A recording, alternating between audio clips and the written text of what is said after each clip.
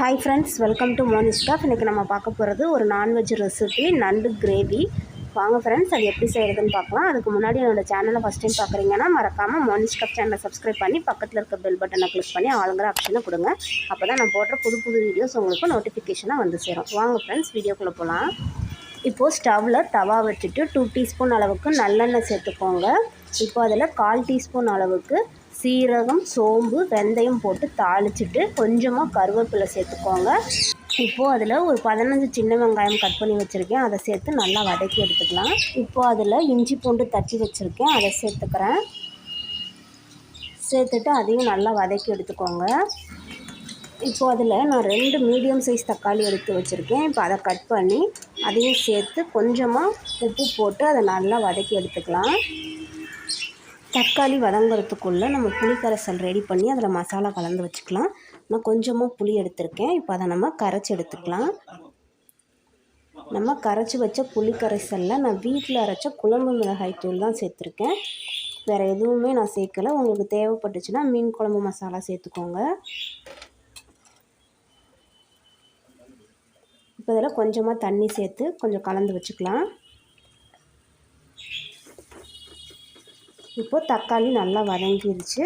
இப்போ நம்ம கரைச்சி வச்ச அந்த புளி கரைசல் இருக்கு இல்லையா, அதை இதில் சேர்த்து நல்லா கலந்து விட்டுருங்க.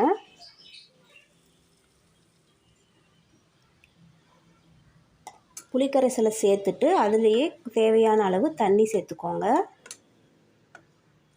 இப்போது அந்த புளிக்கரைசல் மசாலாவோட பச்சை வாசனை போகிற அளவுக்கு அதை நம்ம கொதிக்க விட்டு எடுத்துக்கலாம். இப்போ இதில் நான் தேவையான அளவு உப்பு சேர்த்துக்கிறேன்.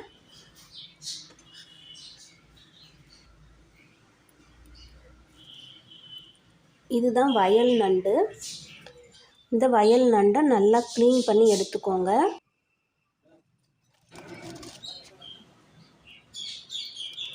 இப்போது நல்லா கொதி வந்துடுச்சு. இப்போ அதில் நம்ம க்ளீன் பண்ணி வச்சுருக்க நண்டை சேர்த்துக்கலாம்.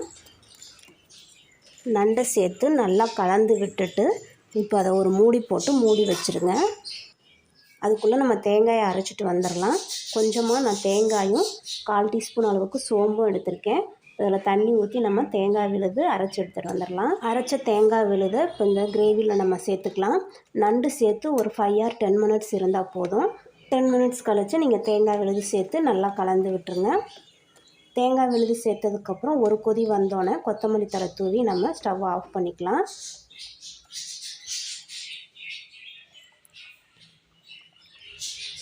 நல்லா கொதி வந்துருச்சு. இப்போ நான் கொத்தமல்லி தழை தூவி ஸ்டவ் ஆஃப் பண்ணிக்கிறேன். அவ்வளோதான் ஃப்ரெண்ட்ஸ், ரொம்ப டேஸ்டியாக நண்டு கிரேவி ரெடி ஆகிடுச்சு. இது இட்லி, தோசை, சாதம் எல்லாத்துக்குமே சூப்பராக இருக்கும். கண்டிப்பாக இந்த ரெசிபியை ட்ரை பண்ணி பாருங்கள் ஃப்ரெண்ட்ஸ். உங்களுக்கு இந்த ரெசிபி பிடிச்சிருந்துச்சுன்னா இந்த வீடியோவை லைக் பண்ணுங்கள், உங்கள் ஃப்ரெண்ட்ஸ் அண்ட் ஃபேமிலி கூட ஷேர் பண்ணுங்கள். மறக்காமல் மோனிஷ் சேனலை சப்ஸ்கிரைப் பண்ணி பக்கத்தில் இருக்க பெல் பட்டனை கிளிக் பண்ணுங்கள். Thank you friends.